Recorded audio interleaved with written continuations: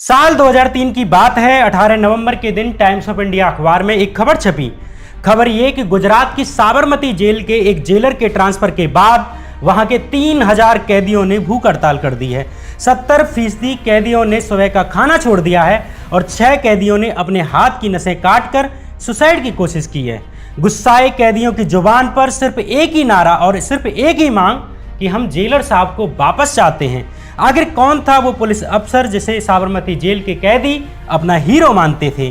Gujarat police के इस अफसर का नाम था आईपीएस संजीव भट्ट। वही संजीव भट्ट जो पिछले 4 साल से गुजरात की एक जेल में कैद हैं, वो भी किसी दूसरे मामले में नहीं बल्कि साल 1990 में हुई एक कैदी की कस्टोडियल डेथ के मामले में, यानी 20 साल पुराने मामले में। वो भी ऐसे कैदी के मामले में जो संजीव भट्ट की कैद में कभी रहा ही नहीं और उनकी टीम की भी कैद में नहीं रहा। एक ऐसा कस्टोडियल डेथ का मामला जो साल 1990 में शुरू होता है और जांच होते होते 1995 में बंद हो जाता है। जांच में संजीव भट्ट निर्दोष पाए जाते हैं, लेकिन साल 2011 में यानी 20 साल बाद जब संजीव भट्ट ने सुप्रीम कोर्ट के सामने गुजरात दंगों की साजिशों की फाइलों को खोलकर रख दिया और एक ऐसी सीक्रेट मीटिंग के पर्दों को खोलकर रख दिया जो ना होती तो शायद गुजरात दंगों में मारे गए 3000 से अधिक बेगुनाहों को बचाया जा सकता था। ये सच हिंदुस्तान के उस सबसे शक्तिशाली नेता के खिलाफ था जिसके खिलाफ बोलने की हिम्मत पूरे पुलिस विभाग में एक अफसर न जुटा सका। इधर संजीव भट्ट ने सुप्रीम कोर्ट में गवाही दी और उधर उसी शाम गुजरात सरकार ने 20 साल पुराना ये कस्टोडियल डेथ का मामला दोबारा खोल दिया, जिस मामले में खुद गुजरात सरकार के गृह मंत्रालय ने माना था कि संजीव निर्दोष हैं। एक फर्जी मुकदमा तैयार कर संजीव को उनकी नौकरी से सस्पेंड कर दिया गया, नौकरी से निकाल दिया गया। बाद में उनके घर पर बुलडोजर भी चला दिया गया और अंततः उन्हें जेल में कैद कर दिया गया। समझौता न करने की जिद में बीते 4 साल से संजीव भट्ट जेल में हैं और उनका परिवार बिखरे टूटे बिलखिलाते जज्बातों में उनका इंतजार कर रहा है। ये कहानी है एक ईमानदार अफसर की, ये कहानी है सत्ता के सर्कस की। इसलिए आज के इस एपिसोड में हम बात करेंगे उस 32 साल पुराने केस की जिसमें संजीव भट्ट जेल में कैद हैं और नरेंद्र मोदी की उस सीक्रेट मीटिंग की भी जिसका खुलासा करने की कीमत संजीव भट्ट और उनका परिवार आज भी चुका रहा है। नमस्कार, मैं श्यामीरा सिंह। जिन दिनों गुजरात में दंगे हुए उस वक्त संजीव भट्ट राज्य के खुफिया विभाग में डिप्टी कमिश्नर पद पर तैनात थे। डिप्टी कमिश्नर ऑफ इंटेलिजेंस होने के नाते राज्य की इंटरनल सिक्योरिटी, बॉर्डर सिक्योरिटी के अलावा राज्य के सीएम यानी नरेंद्र मोदी की सुरक्षा की जिम्मेदारी भी उन पर थी। जब गुजरात दंगों की जांच का मामला सुप्रीम कोर्ट पहुंचा तो सुप्रीम कोर्ट ने साल 2008 में एसआईटी की जांच बिठा दी। एसआईटी को आदेश मिला कि वो दंगों में शीर्ष नेतृत्व और सरकारी मशीनरी के हाथ होने की जांच करे, लेकिन अधिकतर पुलिस अधिकारियों ने मुख्यमंत्री नरेंद्र मोदी को लेकर एसआईटी के सामने मुंह नहीं खोला। कुछ ने बयान भी दिए लेकिन सरकार के फेवर में, जिन्हें बाद में अच्छी नियुक्तियां मिली, प्रमोशन मिली, रिटायरमेंट के बाद पोस्ट रिटायरमेंट पैकेज भी दिए गए। लेकिन जब एसआईटी ने संजीव भट्ट को पूछताछ के लिए बुलाया तो उन्होंने ऐसे सीक्रेट्स खोल दिए जो गुजरात दंगों की साजिश में नरेंद्र मोदी के हाथ होने की बात को सबूत के साथ स्थापित करते थे। दरअसल गुजरात दंगों की जितनी भी जांच हुई उसमें निचले लेवल के दंगाइयों, हत्यारों, बलात्कारियों और पुलिस अधिकारियों के खिलाफ तो सबूत मिले, उन्हें सजा भी मिली, लेकिन क्या इन्हें ऊपर के लेवल से संरक्षण दिया जा रहा था ये साबित करने के लिए पर्याप्त सबूत नहीं मिले। लेकिन संजीव भट्ट ने सुप्रीम कोर्ट में ऐसी गवाही दे डाली जिससे मुख्यमंत्री की भूमिका ही सवालों के घेरे में आ गई। सुप्रीम कोर्ट में एफिडेविट जमा करते हुए संजीव भट्ट ने 3 बड़े सच सामने ला दिए। पहला खुलासा किया कि एक सीक्रेट मीटिंग को लेकर, ये सीक्रेट मीटिंग हुई थी तब के मुख्यमंत्री नरेंद्र मोदी के घर, जिसमें बड़े बड़े पुलिस अफसरों को बुलाया गया था और कुछ विशेष निर्देश दिए गए थे, जिसके परिणाम स्वरूप जब गुजरात दंगे हुए तो पुलिस ने दंगाइयों को रोका नहीं, नरसंहार को होने दिया। संजीव भट्ट के अनुसार 27 फरवरी 2002 के दिन गोधरा कांड हुआ। उसी दिन मुख्यमंत्री गोधरा पहुंच गए और उनके निर्देशानुसार कार सेवकों के शव को गोधरा से अहमदाबाद ले जाने का निर्णय लिया गया। जबकि उसी दिन विश्व हिंदू परिषद द्वारा अगले दिन गुजरात बंद का ऐलान कर दिया गया था, जिसे कि भारतीय जनता पार्टी ने समर्थन देने की घोषणा भी कर दी थी। उसी दिन संजीव भट्ट और खुफिया विभाग को अलग अलग हिस्सों में हिंसा की खबरें भी आने लगी। उसी दिन डीआईजी ने भी राज्य में खराब होती सिचुएशन को देखते हुए होम डिपार्टमेंट को अलर्ट मैसेज भेजते हुए अतिरिक्त पैरामिलिट्री फोर्स के लिए कहा।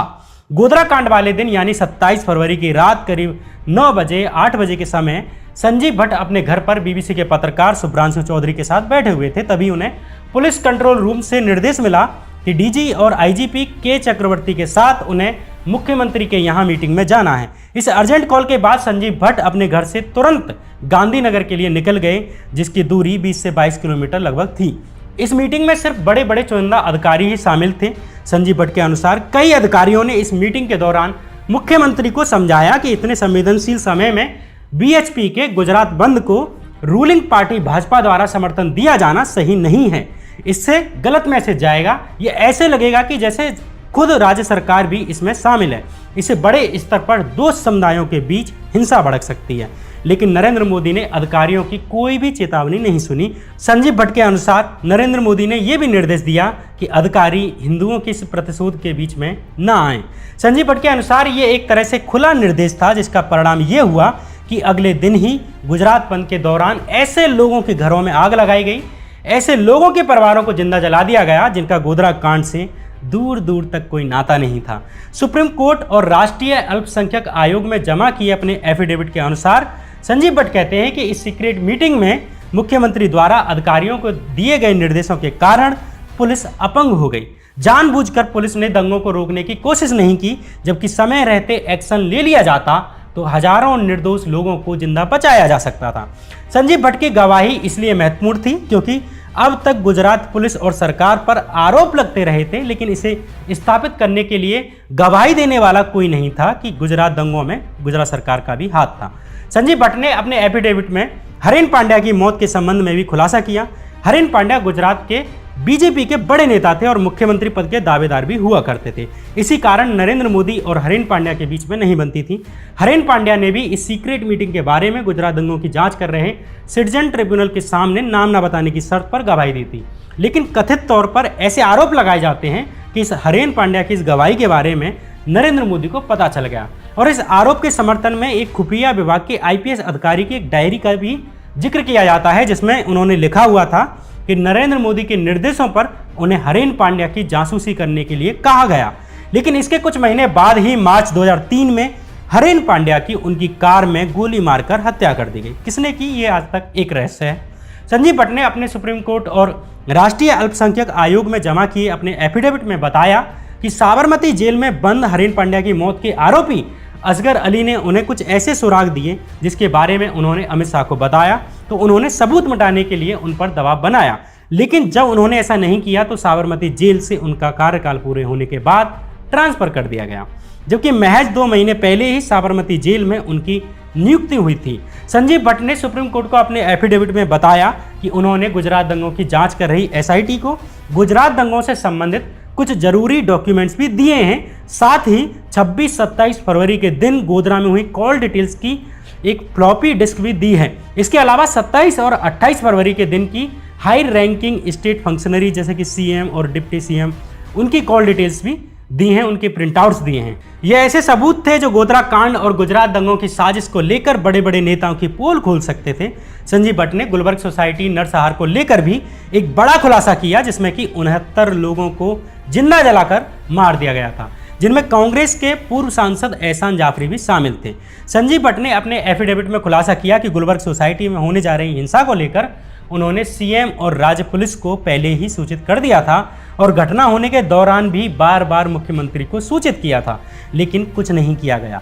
अगर मुख्यमंत्री और पुलिस चाहते तो गुलबर्ग सोसाइटी में हुए नरसंहार को आराम से रोका जा सकता था। संजीव भट्ट ने अपने एफिडेविट में कहा कि विश्व हिंदू परिषद के गुजरात बंद वाले दिन यानी 28 फरवरी 2002 के दिन, जिस दिन गुजरात में दंगे शुरू हुए, उस दिन दोपहर सीएम के साथ मेरी मीटिंग थी। मैंने खुद उन्हें राज्य में बिगड़ती स्थिति के बारे में बताया और आर्मी को बुलाने की सलाह भी दी। साथ ही जाकिया जाफरी के पति एहसान जाफरी यानी कि कांग्रेस के पूर्व सांसद की गुलबर्ग सोसाइटी की स्थिति के बारे में भी बताया।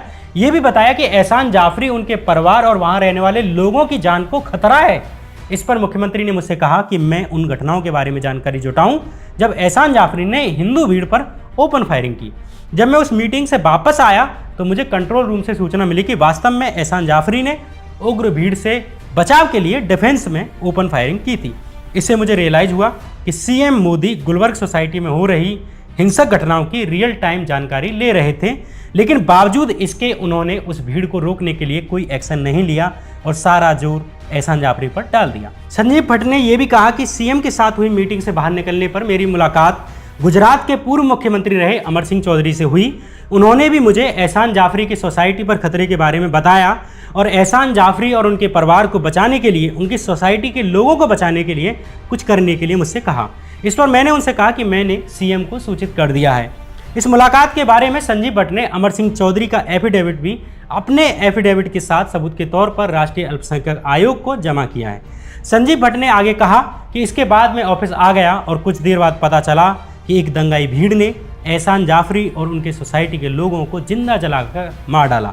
इसकी सूचना उन्होंने तुरंत सीएम को फ़ोन पर दी और लिखित में भी सूचना भेज दी।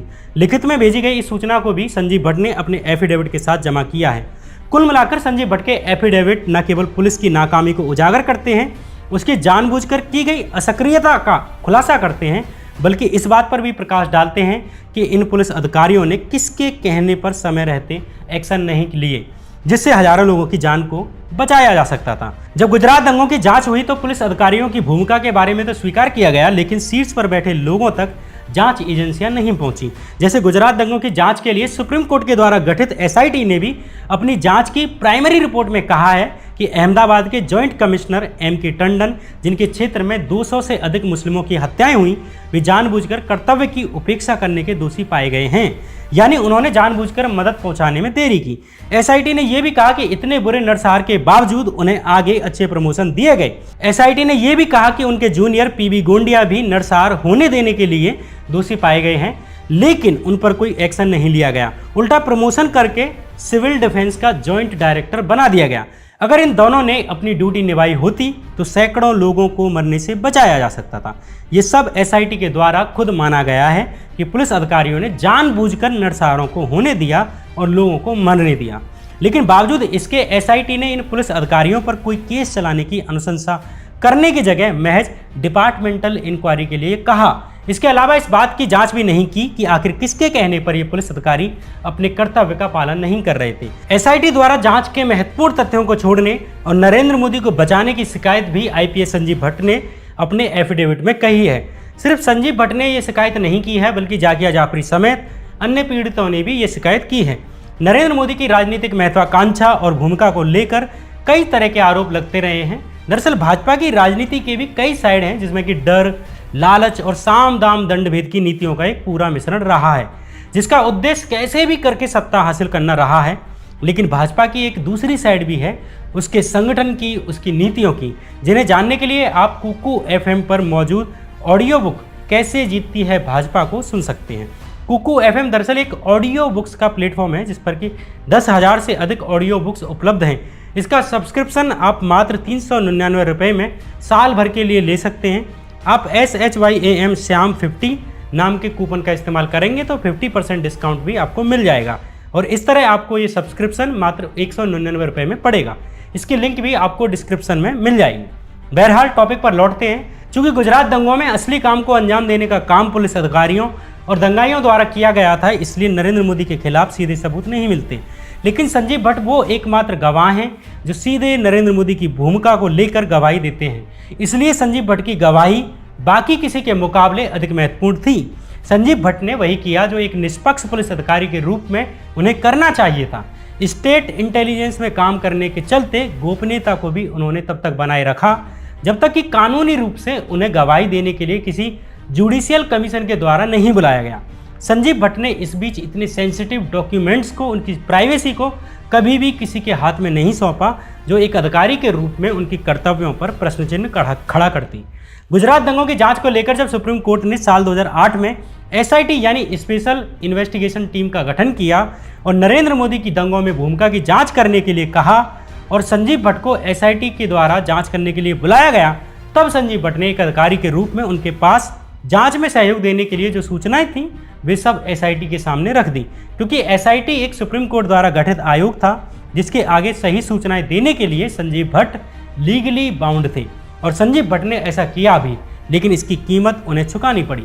जैसे ही साल 2011 में उन्होंने सुप्रीम कोर्ट में एफिडेविट देते हुए नरेंद्र मोदी के खिलाफ गवाही दी और एसआईटी के साथ क्या साझा किया है ये बताया, उसी शाम संजीव भट्ट को उनके द्वारा सच बोलने की सजा देने के लिए गुजरात सरकार ने एक 20 साल पुराना मुकदमा खोल दिया। इस मामले में कथित तौर पर संजीव भट्ट की कस्टडी में प्रभुदास वैश्नानी नाम के विश्व हिंदू परिषद के एक कार्यकर्ता की मौत हुई थी।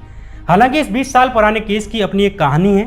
ये वो केस था जिसमें सीआईडी की जांच के बाद संजीव भट्ट निर्दोष निकले थे। खुद गुजरात सरकार के गृह मंत्रालय ने संजीव भट्ट को निर्दोष मानते हुए इस केस को बंद कर दिया था। बाद में गुजरात में जब नरेंद्र मोदी की सरकार आने और दो कार्यकाल पूरे करने के बाद भी इस केस पर गुजरात सरकार का यही स्टैंड कायम रहा। कभी भी इस केस को दोबारा नहीं खोला गया। लेकिन जिस दिन आईपीएस अधिकारी संजीव भट्ट ने नरेंद्र मोदी की भूमिका को लेकर सुप्रीम कोर्ट में एफिडेविट जमा किया, ठीक उसी शाम गुजरात सरकार ने इस केस पर लगाई अपनी रोक को हटा दिया और मुकदमा शुरू कर दिया। जामनगर की लोकल कोर्ट में दोबारा से इस मामले के ट्रायल शुरू हुए। नवंबर 2012 में संजीव भट्ट पर और अन्य 6 पुलिसकर्मियों पर हत्या का मुकदमा चार्ज कर दिया गया और साल 2019 की 20 जून की तारीख को संजीव भट्ट को लोकल कोर्ट के द्वारा उम्र कैद की सजा सुना दी गई। जिस वक्त संजीव भट्ट को उम्र कैद की सजा सुनाई गई, उससे पहले ही संजीव भट्ट पर साल 1996 का भी एक और फर्जी ड्रग प्लांटिंग से संबंधित एक मामला लाद दिया गया था, जिसके संबंध में 5 सितंबर 2018 के दिन संजीव भट्ट को अरेस्ट कर लिया गया और तब से लेकर अब तक यानी 4 साल से संजीव भट्ट जेल की सलाखों में कैद हैं। नरेंद्र मोदी के खिलाफ गवाही देने के बाद संजीव भट्ट पर 2 केस लाद दिए गए। एक 1990 का केस है यानी 32 साल पुराना केस और एक 1996 का केस है यानी 26 साल पुराना केस। लेकिन इनमें से शायद ही कोई केस उन पर होता अगर संजीव भट्ट एसआईटी के सामने सच न बोलते। चूंकि वे 23 साल की उम्र में ही आईपीएस बन चुके थे और रैंक भी उनकी सबसे ज़्यादा थी। अगर हजारों लोगों के नरसंहार की जाँच करने वाली एजेंसियों के सामने संजीव भट्ट ने भी बाकी अधिकारियों की तरह निगाहें नीचे रखी होती तो हो सकता है आज गुजरात के सबसे बड़े पुलिस अधिकारी के पद पर वही होते। जिस जांच एजेंसी एसआईटी ने गुजरात दंगों की जांच की और नरेंद्र मोदी को बेगुनाह माना, जिसे हेड करने वाले सीबीआई के पूर्व डायरेक्टर आर.के. राघवन को रिटायरमेंट के बाद नरेंद्र मोदी सरकार द्वारा साइप्रस देश का हाई कमिश्नर बनाकर भेजा गया, हो सकता है संजीव भट्ट भी इसी तरह किसी देश के हाई कमिश्नर बनाकर भेजे जाते। हो तो क्या नहीं सकता है इस देश में, सब कुछ हो सकता है। अगर नहीं हो सकता तो वो है न्याय। न्याय जिसकी देवी की आंखों की पट्टी इतनी काली होती जा रही है कि उसमें से नजर नहीं आता कि असली अपराधी कौन है और बेगुनाह कौन है। संजीव भट्ट को गुजरात दंगों में मरने वाले हजारों निर्दोष नागरिकों, जिसमें कि हिंदू भी थे, मुसलमान भी थे, उनके पक्ष में बोलने की सजा मिली और बाकी कई अधिकारियों को चुप रहने के लिए इनामें मिली। गुजरात इसी डर और लालच की नीति के दम पर जीता गया। उसी राजनीतिक प्रयोग को आज पूरे देश में लागू किया जा रहा है। एक नेता के आसपास पूरे देश का लोकतंत्र और न्यायिक व्यवस्था घूम रही है। उसके धुरबिंदु के नीचे, नेताओं के पैरों के नीचे कुचला हुआ संविधान अपनी हालत पर मुस्कुरा रहा है। बहरहाल संजीव भट्ट पर बनाई इस सीरीज के पहले एपिसोड में हमने संजीव भट्ट पर बात की और उनके केस पर बात की। अगले एपिसोड में हम 32 साल पुराने उस केस की पड़ताल करेंगे कि कैसे न्यायिक प्रक्रियाओं का उपयोग ईमानदार अफसरों की जुबान कुचलने के लिए किया जाता है। फिर आऊँगा अगली कहानी लेकर, पेड़ों और कुल्हाड़ी की कहानी लेकर। तब तक के लिए नमस्कार।